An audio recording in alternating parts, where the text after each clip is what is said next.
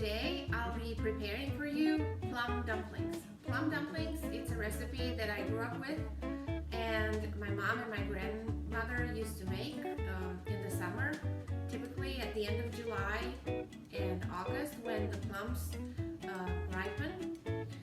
So plums are in season here also. I've got here some cherry plums that I'm going to be using today because they taste sweeter and similar in taste to the plums that I'm used to. And here are some other ingredients that I'm going to be putting in the plum dumplings. I've got flour, and depending on the potatoes and how much flour they can soak in, it's probably going to be around 3 to 4 cups. 10-11 potatoes that I've boiled in skin. I've deskinned and I'm going to be grating them using the small grater.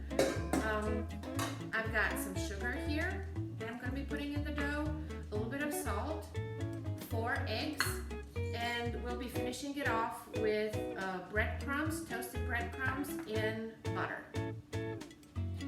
So here we go, starting off the dough. I'm going to be adding the eggs, and my son is going to be here helping me, guiding me throughout the recipe.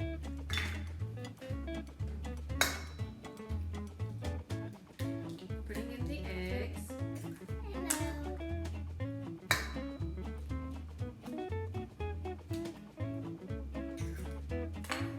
I'm going to put all 4 eggs because the potatoes are a lot. Rinsing off my hands a little bit.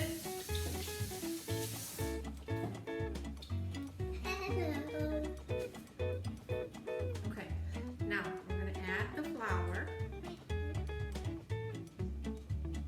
You can add the flour right there. Okay, 1 more cup.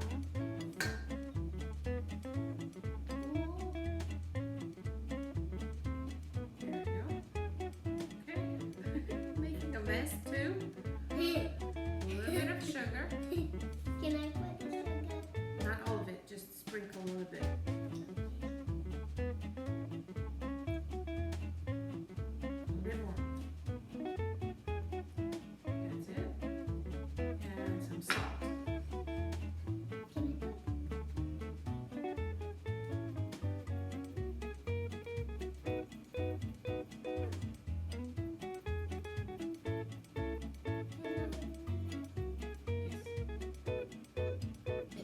It's going to be about maybe a teaspoon of salt.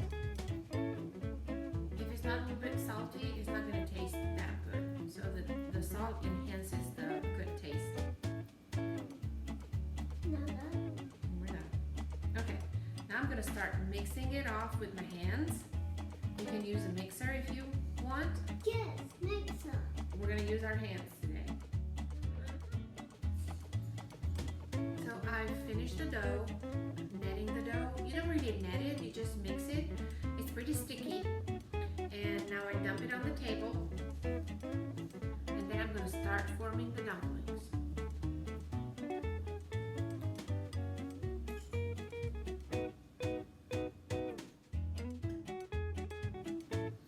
I've dumped the dough on the table. Grab a spoon and I'm going to dip it in flour. And I'll show you how to form the dumplings. So you put the spoon in the dough on one of the sides and roll a little bit of dough in the flour.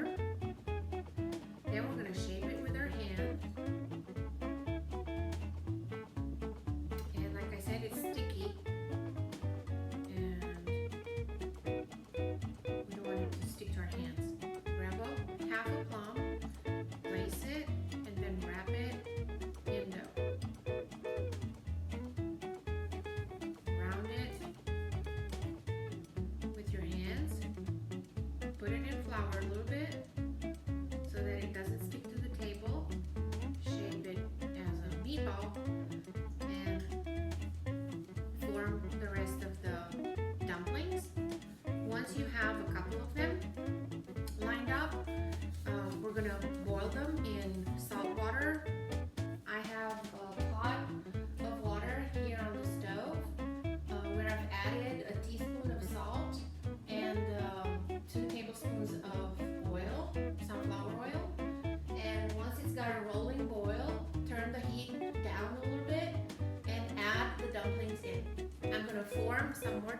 and lay them on the side, and then I'm going to show you how to put them in the water. I've shaped a couple of dumplings, just enough to fit in this pot that I have here on the stove, and I'm going to put them in the water and let them boil until they come to the surface. When you put them in the water, they go down at the bottom of the pot, and then once they're boiled, they come up. You just leave them for a couple more minutes and you can pull them out. I've got one of the dumplings here. Shape it a little bit to make it round. Place it in the water. Grab another one, shape it, dump it in the water. One more. Until you've got enough to cover the bottom of the pot. Once you put all the dumplings in the pot, shake the pot a little bit. Shake it a little bit to make sure that it's not hard, because the water might come out. Just a little bit to make sure they don't stick to the bottom. And then let them boil. So I put in the pot the ones that I already shaped and let them boil. Now we're going to shape some more, and I want to show you a more detailed example of how to shape one. You grab a piece of dough, the size of a small potato, I guess, and shape it with your hands, like flatten it like this. If you need more flour, you can place it in the flour. Shake the flour off. Grab half a plum or a plum, a full plum, put it inside, and then cover it with the dough.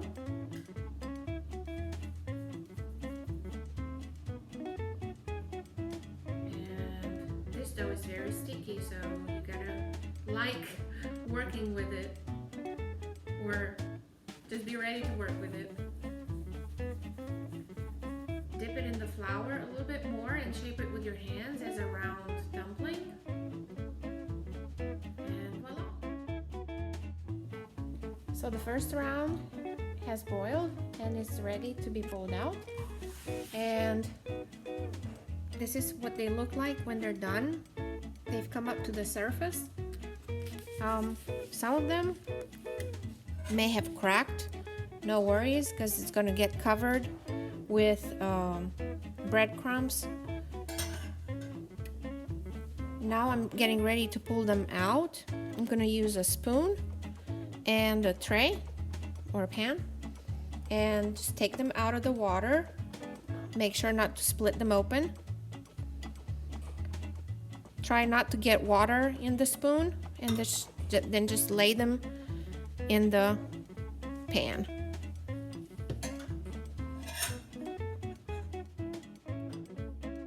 Here's the first round, getting ready to put the second one in.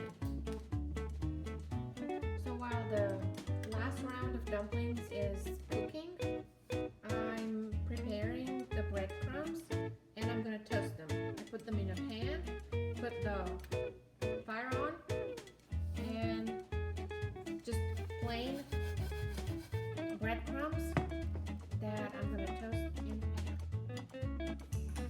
So the dumplings are cooked. Găluștele cu prune s-au făcut, au fiert. What I'm going to do next is I'm going to use a little bit of melted butter. I've melted half a stick of butter, unsalted butter, and just sprinkle it on the dumplings. And then I'm going to roll them in the toasted breadcrumbs to finish them off. There we go.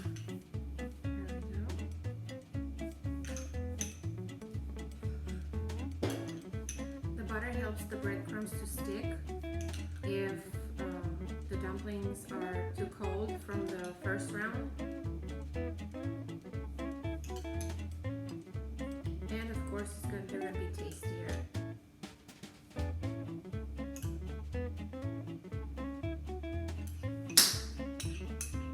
Okay. Next step.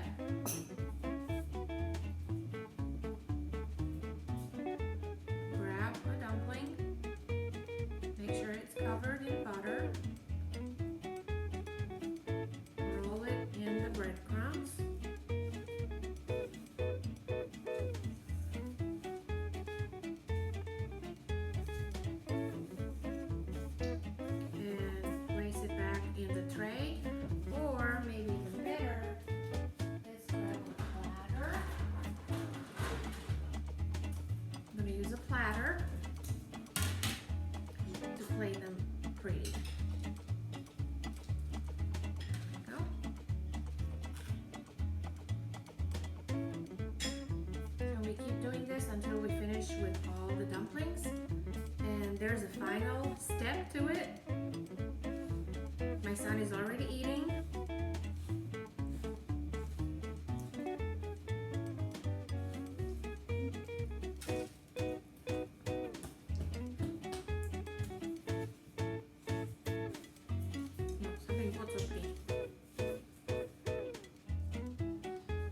To finish them off, I sprinkle some sugar on them.